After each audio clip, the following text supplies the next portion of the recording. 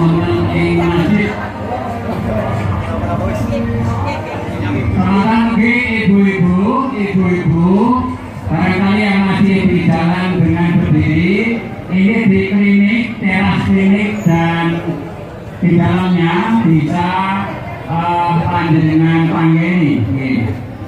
Monggo ibu-ibu, barangkali yang dekat geser, kemudian biar ditempati ibu-ibu yang baru hadir. Silakan pada bapak-bapak ingkang diramu, monggo langsung diramu mengenai masjid.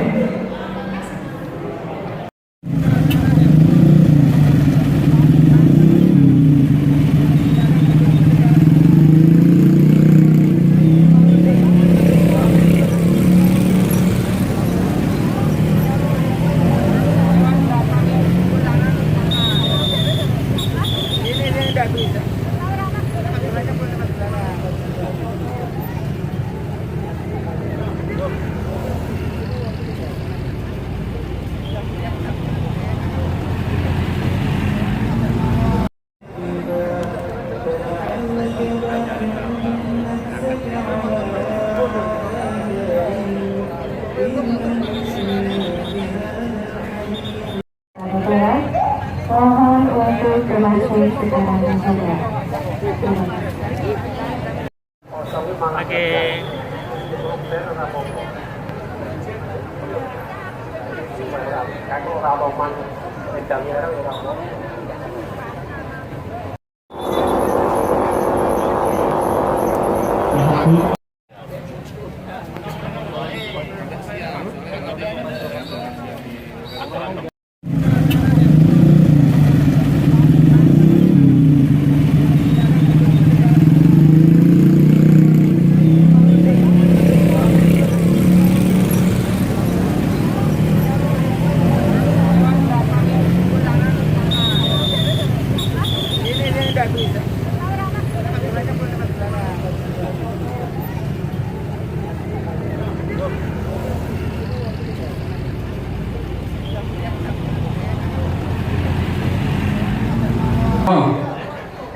Selamat datang kepada warahmatullahi wabarakatuh.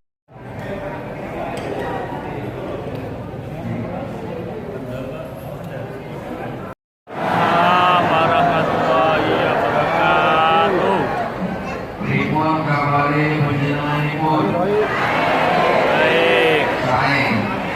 Alhamdulillah. Alhamdulillahirabbil alamin. Allahumma shalli ala sayyidina Muhammad wa ala ali Muhammad. Mudah-mudahan kita semua diakui sebagai umat Nabi Muhammad sallallahu alaihi wasallam. Mudah-mudahan kita semua diberikan istiqomah iman dan Islam. Semoga kita semua mati dalam keadaan husnul khatimah. Saya boleh tanya, lebih lama di atas dunia atau di alam kubur? Alam kubur. Imam Syafi'i lahir 150, meninggal 204. Jadi umurnya berapa itu? Memang cantik bunga di taman. Bunga di taman di kota Bandung. Memang susah kalau belum sarapan diajak menghitung-hitung. Lahir 150, meninggal 204. Berarti waktu meninggal umur Imam Syafi'i 54 tahun. Di atas dunia ini cuma 54 tahun. Meninggalnya 204. Sekarang sudah 1446. Berarti dia di alam kubur, di alam barzah sudah lebih 1200 tahun. Tidak ada orang yang tahu siapa nama istri Imam Syafi'i. Ada sebagian. Berapa anaknya? Ada sebagian. Tapi ilmunya mengalir sampai hari kiamat. Betul? Kiai Haji Ahmad Dahlan rahmatullah alaih, Allahumma ighfir lahu warhamhu wa'afihi wa'fu anhu. Sudah puluhan tahun meninggal dunia, dari mulai pengurus pusat sampai provinsi, sampai kabupaten, kota, kecamatan, sampai yang ngaji di pondok, sampai ibu majelis taklim semua yang selamat dari TBC, tahayul, bid'ah, coerafat, ejaan lama, khurafat, maka semua pahala mengalir kepada almarhum. Nah, coba pikir, kalau kita mati, kira-kira yang kita tinggalkan ini apa? Harimau mati meninggalkan belang, gajah mati meninggalkan gading, manusia mati meninggalkan kredit, mobil kredit, motor kredit, rumah kredit, panci kredit, skincare kredit. Betul? Kok ngaku? Jujur, satu-satunya yang lunas di rumah itu bojone. Itu pun karena Pak Kua mensyaratkan, aku nikahkan engkau dengan anakku dengan mahar sebentuk cincin emas tunai.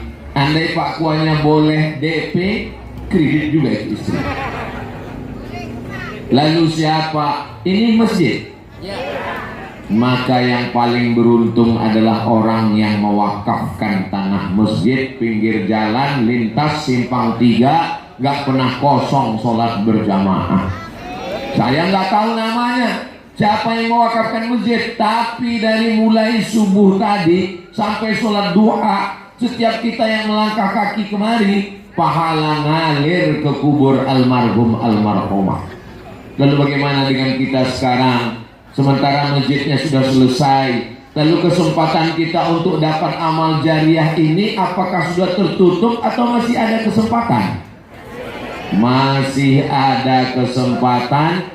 Tidak jauh dari sini pembebasan tanah, 1 meternya sekitar 3, sekian juta, tapi tidak dijual per meter, dijual per paket. Mudah-mudahan Bapak Ibu semua termasuk yang dapat amal jariah karena membebaskan tanah ini, insya Allah. Amin ya Rabbal. Ada orang uangnya banyak buat rumah besar, uangnya banyak beli mobil besar, rumah besar tinggal, mobil besar tinggal, istri besar. Apa yang kita bawa mati menghadap Allah Subhanahu wa Ta'ala? Peci tinggal, baju batik merek kasih orang tinggal, cincin diberi jamaah tinggal, Ustaz Selamat kemana-mana ceramah diberi mikrofon sampai 2, persiapan kalau habis baterai mati tinggal. Yang punya tenda kalau ninggal apakah bawa tenda? Enggak. Yang kita bawa bukan baju batik cantik 3 lemari, yang kita bawa kain. Ibu sudah nyiapin kain kapan?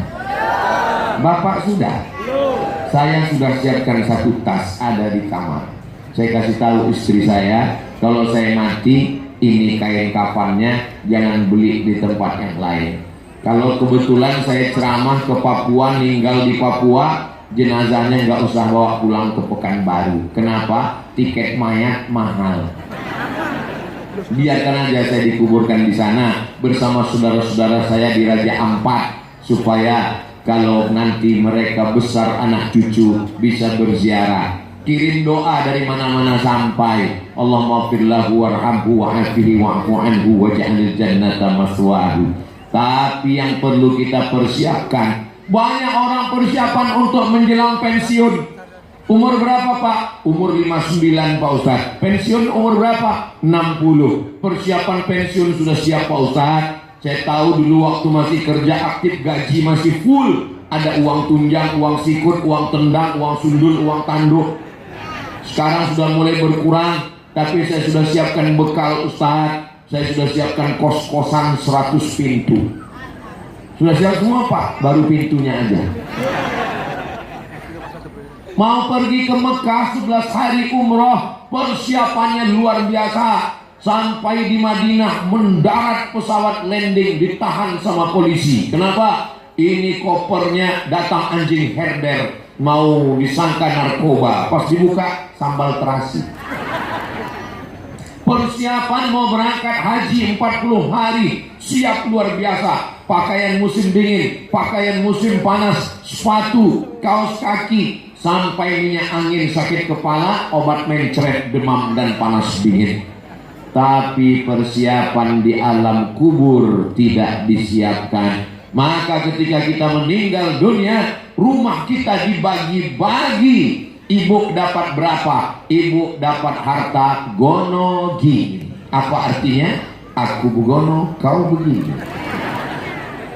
Yang dulunya kaulah bulan, kaulah bintang, siang dan malam terbayang-bayang, buah hati belayang jiwa, makan tak kenyang, tidur tak lelap.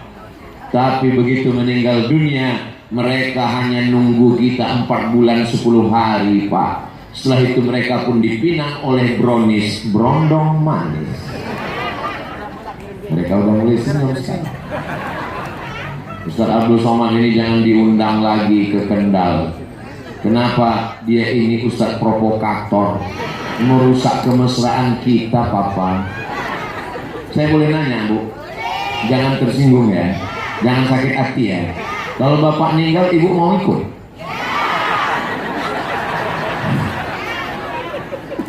Saya nggak ada niat jahat, Pak. Saya cuma mau ngasih tahu nasib kita ini, bahwa yang kekal abadi, nama kita di KTP dicoret di kantor KPU. Kenapa? Karena KPU itu DPT, daftar pemilih tetap, bukan daftar pemilih tuyul. Nama kita di KK dicoret kalau sudah meninggal. Kenapa? Karena KPU itu DPS, daftar pemilih sementara, bukan daftar pemilih setan. Yang udah mati pun ikut nyoblos. Nama kita di KK hilang, nama kita di paspor hilang, nama kita yang ada di STNK BPKB hilang. Begitu kita meninggal, STNK BPKB dibawa kantor Samsat, di kantor Samsat diganti nama pembeli baru. Kenapa? Karena polisi nggak mau nangkap almarhum. Nama kita yang ada di surat tanah hilang di BPN, Badan Pertanahan Nasional. Kalau Tuan pergi ke Mekah, belikan saya cincin swasta. Sudah lama Abdul Somad tausiah, baru Kendal ini dihadiri angsa. Masya Allah, sampai hilang bahan ceramahnya. Nama kita yang ada di surat nikah hilang, berganti nama orang lain. Yang kekal abadi adalah tanah wakaf. Alhamdulillah, mudah-mudahan nanti tolong Bapak protokol juru lelang, kalau sudah mulai masa lelang kasih tahu saya. Kalau sudah kelihatan mana ibu-ibu yang sudah mau ngeluarin tas yang isinya di dalam ada anting, gelang, rantai, semuanya. Saya waktu hadir di Mesir acara penggalangan dana untuk Palestina, tiba-tiba panitia bawa karung beras. Itu saya lihat dengan mata kepala, orang Mesir ngeluarin gelang, cincin, anting semua. Kabarnya di Kendal gitu juga. Nanti kita lihat ya. Ibu punya gelang, punya anting, punya rantai, gelang kaki, kalau ditimbang 1/2 kilo, tiba-tiba nanti malam mati. Kira-kira itu yang jiko sopo? Terus untuk apa mereka ambil? Jangan suuzon. Itu akan mereka pakai untuk beli kebun, buka ruko, bisnis. Setelah uangnya banyak, ya rapi. Saudara yang dimuliakan Allah Subhanahu wa taala, bicara tentang hidup dan mati, maka ketika manusia meninggal dunia, inna mimma yalhaqul mu'min min amalihi wa hasanatihi, yang tetap mengalir sampai hari kiamat, diantaranya adalah shadaqatan akhrajaha fi sihhatihi wa hayatihi, sedekah yang dikeluarkan ketika masih sehat. Kenapa disyaratkan sehat? Karena kalau orang sudah meninggal dunia, memang dia mau berikan segalanya, tapi yang berlaku hanya sepertiga. Namanya wasiat. Wasiat nggak boleh lebih dari sepertiga. Tapi kalau lagi sedang sehat, selesai tausiah langsung datang ke pengurus Muhammadiyah. Saya terharu dengan ceramah Ustaz Somad. Maka itu ada tanah kosong yang di sana, saya wakafkan semua. Tanah siapa Pak? Embuh. Ya iso. Tanah yang bisa diwakafkan itu tanah milik kita. Saya ketika cerita tentang wakaf, Bapak Ibu semua akan meninggal, Bapak akan meninggal, mati dimakan cacing tanah, hartanya diambil ahli waris.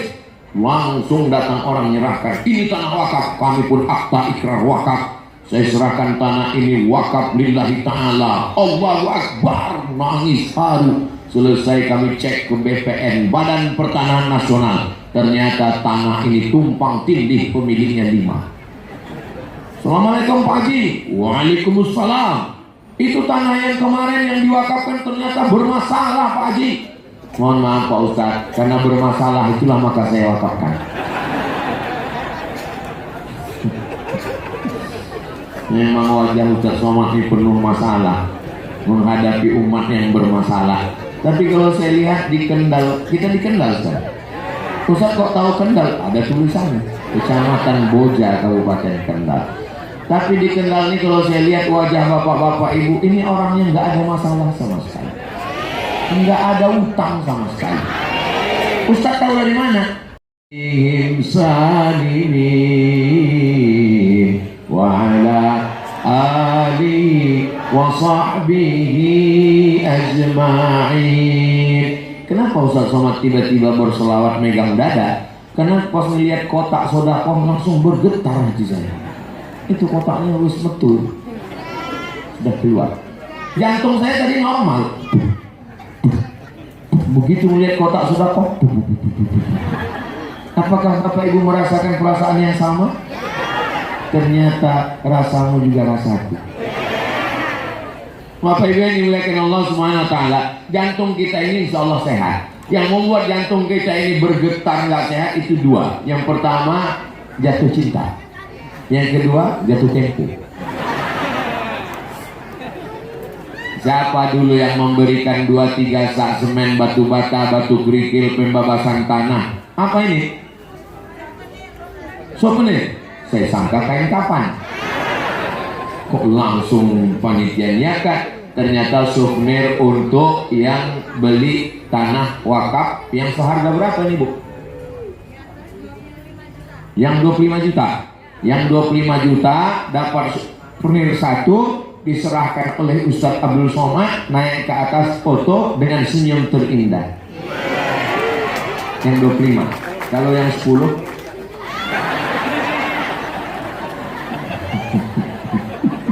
Saudara yang dimuliakan Allah Subhanahu wa taala. Kenapa kita mesti berwakaf? Kalau bukan karena saya yang berwakaf untuk Masjid Muhammadiyah, maka ini masjid nggak selesai. Tidak berwakaf pun kita, masjid ini akan tetap selesai. Innama amruhu idza arada syai'an ayyakula lahu kun.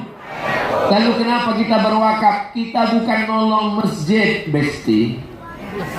Kita sedang menolong diri kita sendiri di hadapan Allah Subhanahu wa taala. Betul? Kalau kita wakafkan, jalannya pinggir jalan, masjidnya jalan lintas, subuh, zuhur, asar, maghrib, isya, tarawih, witir, doa, tahajud.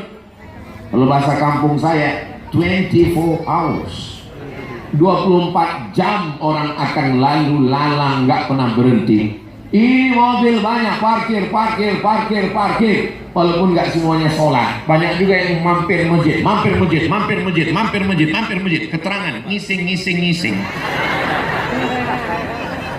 Mampir ke masjid, walaupun cuman ke toilet, numpang pipis, tapi insya Allah yang mewakafkan tanah dapat amal jariah. Kenapa? Man yassara an mu'sirin yassarallahu anhu yaumal qiyamah. Siapa yang memudahkan urusan orang, dimudahkan Allah urusannya pada hari akhirat. Tidak ada urusan yang paling sulit, paling susah, paling payah daripada nahan pipis dan BAB.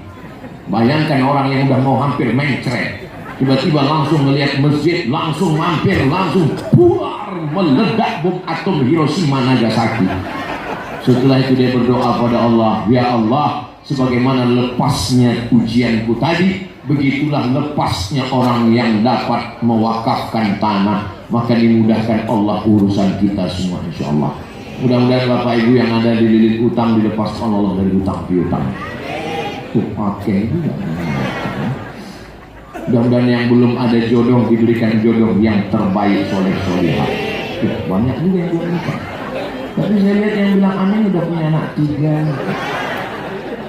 Saudara yang dimuliakan Allah Subhanahu wa Ta'ala, kenapa kita berwakaf? Yang pertama bukan nolong masjid, tapi menolong diri kita sendiri. Yang rajin baca Quran 1 hari 1 juz, 1 bulan khatam 1 kali, 1 tahun khatam 12 kali. Meninggal, apakah kalau sudah meninggal kita bisa baca Quran? Enggak. Ustaz Somad meninggal terus duduk baca Quran, lari kafir. Semua orang akan melayu kafir. Maka yang menolong kita adalah tanah wakaf yang mengalir sampai hari kiamat insya Allah. Itu yang pertama alasan kenapa kita berwakaf. Yang kedua, kullu mri'in tahta zilli shadaqatihi. Ibu yang tidak kena tenda merasa panas gak? Saya aja yang pakai tenda merasa panas. Apakah karena bawaan baju baru? Nggak tahu ya. Kalau pergi ke Pulau Buru, jangan lupa bawa kipas. Memang bawaan baju baru rasanya sedikit panas. Nah, sampai mana tadi? Bahwa nanti di padang mahsyar nggak ada tenda, nggak ada atap, nggak ada rumah. Gunung Kidul, Gunung Bromo, Gunung Semeru, semuanya. Watakunul jibalu kal ihnil maufus. Gunung-gunung seperti bulu kambing dihembus angin. Ambil bulu kambing, letakkan ke telapak tangan, mau. Makanya kalau ada orang Kendal yang sombong, yang angkuh, sampean kenes hidup. Ambil bulu kambing, mau. Apa yang kau sombongkan di atas dunia ini? Gak ada. Lalu kita bernaung di padang mahsyar itu di mana? Kullu mri'in tahta zilli shadaqatihi. Setiap orang akan bernaung di bawah kok somat? Sodaqah. Semua orang akan bernaung di bawah sedekah wakafnya. Jadi kalau wakafnya itu sekitar 5 juta, ya mungkin naungannya nanti di padang mahsyar ya kayak tenda lah. Ya, kalau yang 50.000 itu payung. Kalau yang 5.000 Pak Ustaz kardus. Kalau yang 25 juta beton. Nah, nanti kalau Bapak AC 100. Nanti kalau Bapak Ibu melihat ada di padang mahsyar ada yang nyantai, itu yang pakai ini. Nyantai ya. Kenapa? Karena beton. Nanti kita akan lihat. Ada mungkin sebagian yang takut riya, takut dia nggak mau di hadapan. Saya maunya di belakang aja Ustaz Somad, saya segan dilihat orang. Ya nggak apa-apa Pak, nanti ke belakang. Berapa Pak? 500.000. Famay ya'mal mithqala dzarratin khairan yarah. Sebesar biji sawi pun akan dibalas Allah Subhanahu wa Ta'ala. Kenapa kamu tolong wakaf Masjid Muhammadiyah? Saya bukan nolong masjid, nolong diri saya sendiri. Kenapa kamu wakaf ke masjid 25 juta? Karena saya mau di akhirat dapat tenda nggak kepanasan. Sebagaimana kita tidak kepanasan sekarang, maka di padang mahsyar pun nanti kita juga nggak kepanasan insya Allah. Amin ya Rabbal. Bapak Ibu, kalau saya ngomong jelas atau nggak jelas? Atau terlalu cepat? Saya pernah ngomong selesai tausiah datang ibu-ibu, Ustaz ngomongnya terlalu cepat. Sejak itu saya mulai pelan. Assalamualaikum. Seperti tape recorder habis baterai. Tapi bahasa saya mudah dipahami kan? Soalnya pernah juga selesai tausiah, kenapa bapak ibu nggak berwakaf? Soalnya tadi Ustaz ngomong seperti kumbang dalam kayu. Yang ketiga, kenapa kita mesti berwakaf? Dawu mardakum bisodakoh, obati orang yang sakit di antara kamu dengan sodakoh. Ada orang yang lututnya bernanah berkudis nggak sembuh-sembuh, datang ke rumah Imam Abdurrahman bin Mahdi, Imam Salaf 3 abad pertama. Wahai Imam Abdurrahman bin Mahdi, apa obatnya lutut saya bernanah? Imam Abdurrahman bin Mahdi nanya, sudah makan obat? Sudah, semua dicoba.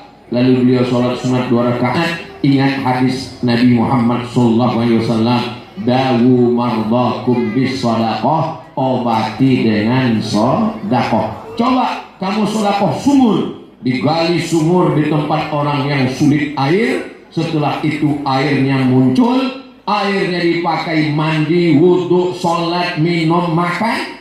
1 bulan lututnya sehat, nanahnya kering. Menurut logika akal, apa hubungan lutut dengan sumur? Tapi bagi orang yang bertauhid mudah. Yang mendatangkan penyakit siapa? Allah. Yang memberikan kesembuhan siapa? Allah. Maka Allah yang memberikan kesembuhan dengan perantaraan doa orang masyarakat yang ada dapat air sumur.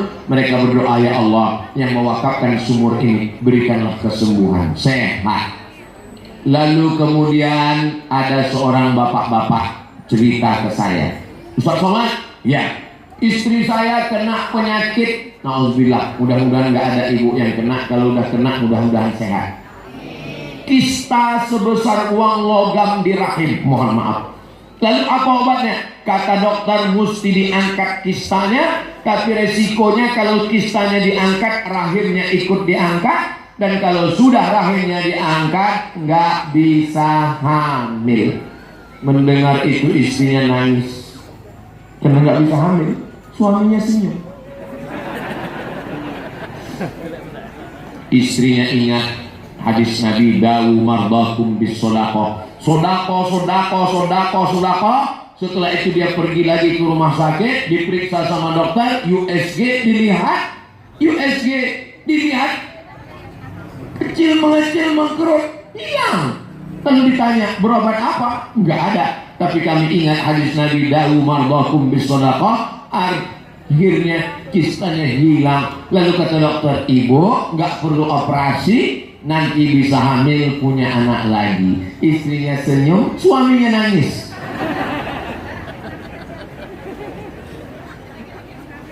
Sekarang ibu kan senyum semua. Bapak Ibu yang dimuliakan Allah Subhanahu wa taala, dalam kitab Gharaib wa Taraib ditulis oleh Syekh Abu Ammar Al-Misri, orang Mesir, ada orang yang kena penyakit pergi ke Amerika nggak sembuh-sembuh. Lalu kata dokter, kamu pulang aja ke rumah, makan enak, tidur enak. Ibu, bapak, nanti kalau punya penyakit, tiba-tiba dokternya ngomong makan enak, tidur enak, itu artinya malaikat maut nggak lama lagi sudah sampai. Penyakit nggak ada obatnya. Akhirnya dia pulang, dia sodako, wakaf.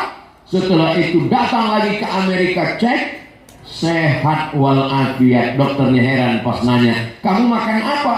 Terapi apa? Terapi Nabi Muhammad SAW, dawu mardakum bis sadaqah. Mudah-mudahan yang sehat-sehat tetap diberikan Allah dalam kesehatannya. Yang ada penyakit-penyakit dengan sedekah ini diangkat Allah segala penyakitnya, insya Allah. Yang keempat, kenapa kita berwakaf? Karena kata Nabi SAW, kullu mri'in, setiap orang di bawah naungan sedekah ketika masih hidup.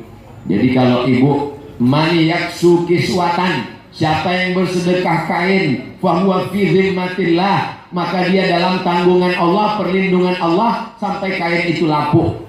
Jadi kalau mau tidak lapuk, tidak hilang, tidak busuk, yang paling bagus adalah wakaf tanah. Karena tanah sampai hari kiamat la yuhabu, nggak bisa dihibahkan, wala yurasu, tidak bisa diwariskan, wala yubahu, tidak bisa diperjualbelikan. Namanya tanah wakaf. Itulah yang akan kita bebaskan nanti maka insya Allah selama tanah wakaf itu masih ada dipakai untuk masjid, maka insya Allah kita senantiasa dalam perlindungan Allah Subhanahu wa Ta'ala. Amin.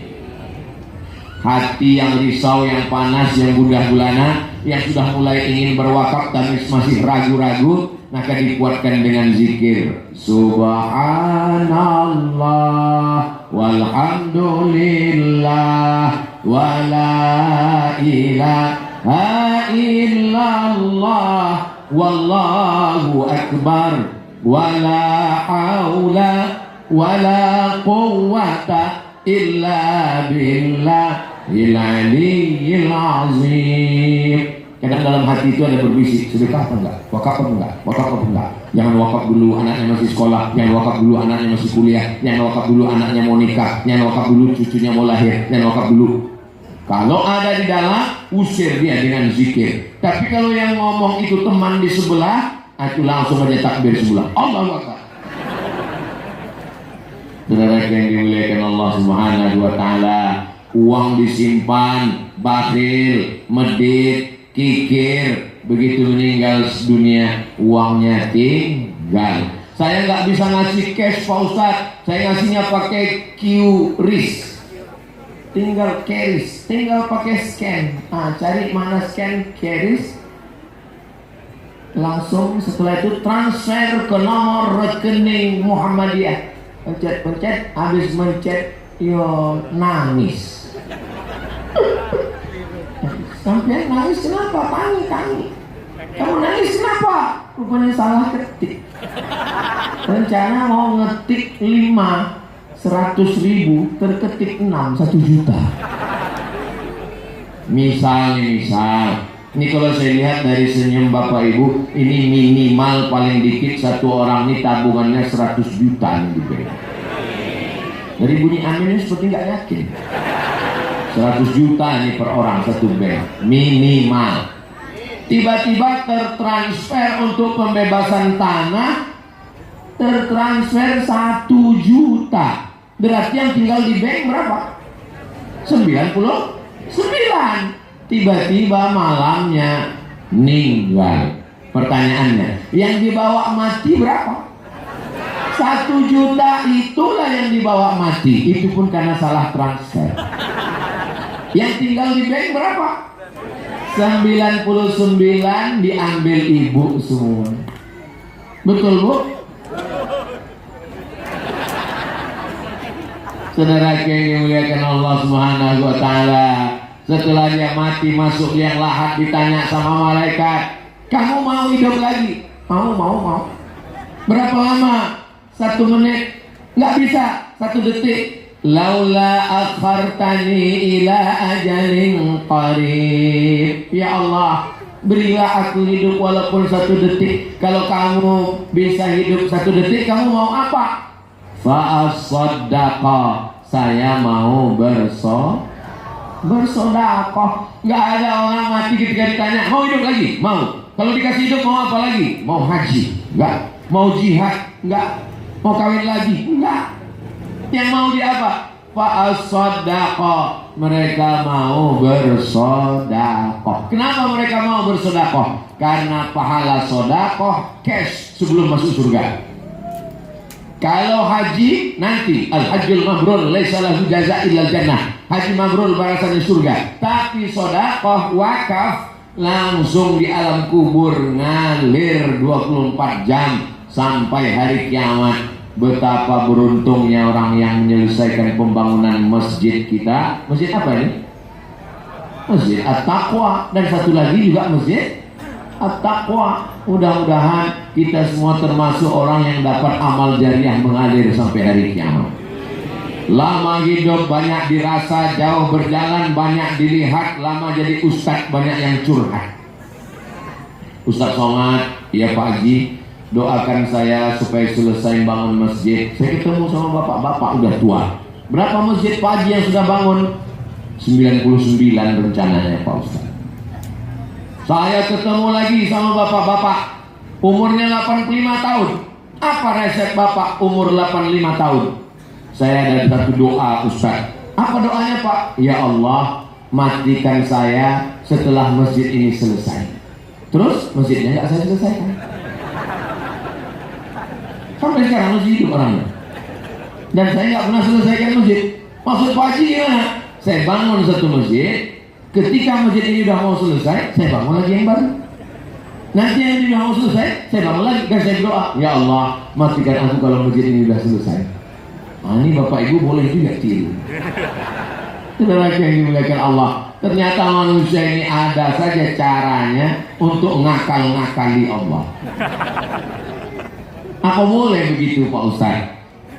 Nabi sedang di dalam rumah, lalu datang sahabat mengucapkan salam. Assalamualaikum ya Rasulullah. Nabi sedang bertamu ke rumah sahabat. Nabi di luar, sahabat di dalam. Assalamualaikum. Dia diam. Assalamualaikum warahmatullahi wabarakatuh. Dia diam. Assalamualaikum warahmatullahi wabarakatuh. 3 kali baru dia buka pintu. Kata Nabi, kamu dari tadi ada di dalam? Ada ya Rasulullah. Kenapa kamu nggak nyaut sekali? Saya mau dapat salam 3 kali. Saudara yang dimuliakan Allah, dia dapat salam 3 kali, rahmat 3 kali, barokah 3 kali. Assalamualaikum warahmatullahi wabarakatuh. Kita di sini sudah dapat salam berapa kali? Dari protokol, dari tokoh masyarakat, dari Polri, dari Ustaz Somad. Assalamualaikum, selamat rumahmu, selamat hartamu, selamat anakmu, selamat suamimu dari pelakor. Warahmatullah, semoga Allah merahmatimu, mengasihi sayangimu. Wabarakatuh, barokah hartamu sehingga bisa berwakaf, berzakat, berinfak dan bersedekah. Barokah anakmu menjadi anak penghafal Quran, mujahid fisabilillah. Barokah rezekimu sehingga dengan rezekimu itu kau bisa menyantuni anak yatim. Nah, mudah-mudahan kita termasuk yang dapat selamat, rahmat dan barokah insyaallah. Amin ya rabbal. Yang kelima, untuk apa kita bersedekah ini? Karena setiap pagi ada 2 malaikat yang mendoakan. Apa kata malaikat? Allahumma ati munfiqan khalafa. Ya Allah, orang yang membebaskan tanah Masjid At-Taqwa, berilah dia ganti. Saudara-saudara kita tadi yang ketika saya datang, saya dengar ada lelang dan yang sudah menyiapkan untuk lelang 25 juta, maka malaikat mendoakannya, berilah dia ganti. Amin. Lalu bagaimana dengan orang yang tidak bersedekah, tidak wakaf? Ketika lewat kotak, pura-pura. Ketika dibangunkan, kamu nggak ngisi. Waduh, dompet saya tinggal. Itu katanya tinggal tuh bawa dompet 2.000 untuk parkir. Allah Maha Adil, Allah kirim juga malaikat. Apa kata malaikat mendoakan yang bakhil, yang pelit? Allahumma timumsikan talafa. Orang yang bakhil, binasakanlah dia ya Allah. Bukan saya, itu Allah yang kirimkan malaikat, dan malaikat itu nggak berdosa. Malaikat kalau ngomong pasti makbul. Makanya yang nggak bersedekah, saya bukan nakut-nakuti, lihat aja nanti pas pulang. Biasanya awal-awalnya pertama sendal hilang, habis itu nggak jauh helm hilang, terus nggak lama setelah itu istri hilang. Mudah-mudahan semuanya selamat insyaallah. Amin ya rabbal alamin. Yang keenam, ini Ustaz nyampaikan sampai yang keberapa ini? Sampai panitia ngasih tahu lelang. Masih lama nih panitia. Yang keenam, kenapa kita mesti bersedekah? Sebab ada 3 orang sahabat Nabi terjebak di dalam gua. Tahu gua? Gua yang paling banyak di Jakarta. Siapa lu, siapa gua? Gua lubang batu di gunung. Dia datang hujan gerimis, dia pun masuk ke dalam gua. Nunggu hujan berhenti, tiba-tiba batu bergelinding dari atas menutup pintu gua. Terkunci. Gak bisa miss call, zaman dulu belum ada handphone. Bisa mati lapar dalam. Maka mereka bertawassul kepada Allah. Hadisnya ada dalam Sahih Bukhari. Yang pertama, ya Allah, saya punya pembantu saya mau gajian, gajinya saya pegang. Dia nggak muncul-muncul, pergi nggak pulang-pulang. Mungkin nama pembantunya Toyib. Mohon maaf Pak Toyib, jangan pusing. Akhirnya uang gajinya saya belikan ke kambing. Kambingnya beranak pinak banyak. Setelah sekian tahun dia datang. Lalu saya panggil dia. Pembantu, Kene, sini sebentar. Kalau bahasa kampung saya, come here a minute. Ada apa bos? Dulu kamu pergi nggak ngambil uang gaji kan? Iya. Gajimu saya belikan kambing. Iya. Itu kambing. Oh mohon maaf. Itu kambing semua punya kamu. Pembantunya ngambil kambing podo kabeh, habis semua, nggak disisakan satu pun. Lalu dia berdoa pada Allah, ya Allah, pembantuku itu mengambil kambingku semua, satu pun nggak ada yang dia sisakan. Parah juga pembantuku itu.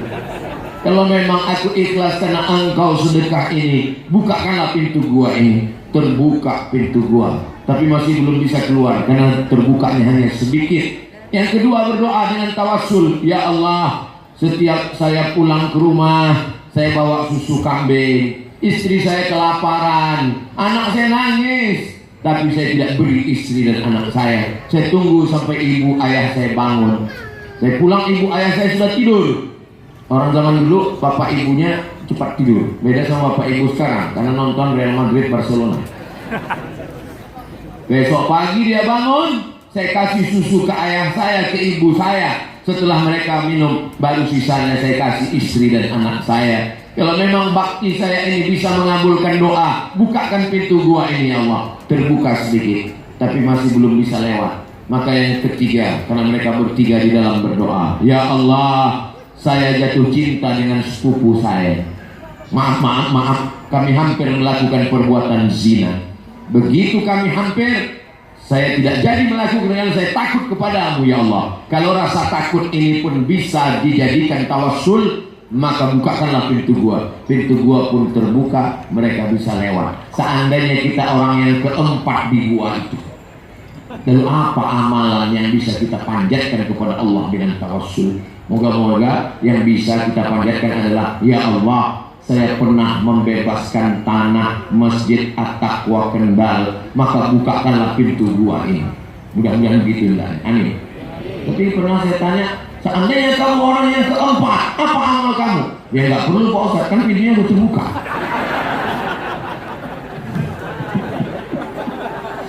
Saudara yang dimuliakan Allah SWT, orang yang mau beramal itu perlu 1000 dalil. Tapi orang yang tidak mau beramal nggak cukup 1 dalil, karena dia sudah punya 1001 dalil. Orang mau beramal nggak perlu dalil, tapi orang yang nggak mau beramal dia punya 1001 dalil, berdalih untuk tidak beramal. Mudah-mudahan kita semua termasuk yang beramal, insya Allah. Amin. Yang ketujuh, kenapa kita mesti bersedekah, berwakaf? Sebelum Ustaz jelaskan sedekah wakaf, apa bedanya sedekah, zakat, wakaf, infak? Kalau wajib namanya zakat. Zakat emas 85 gram yang dikeluarkan 2,5%. Kalau zakat uang 85 gram, 1 gram 1 juta, 85 juta. Kalau zakat kambing 40 ekor keluar 1 kambing. Kalau zakat onta 5 ekor onta keluar 1 kambing. Nah, kalau zakat ini yang paling tinggi zakat. Di bawah zakat infak. Infak itu infak duit, infak makanan. Kalau di bawah infak lagi adalah sodakoh. Ini yang paling bawah. Sodakoh ini nggak mesti benda. Tabassumika fi wajhi akhika sodakoh.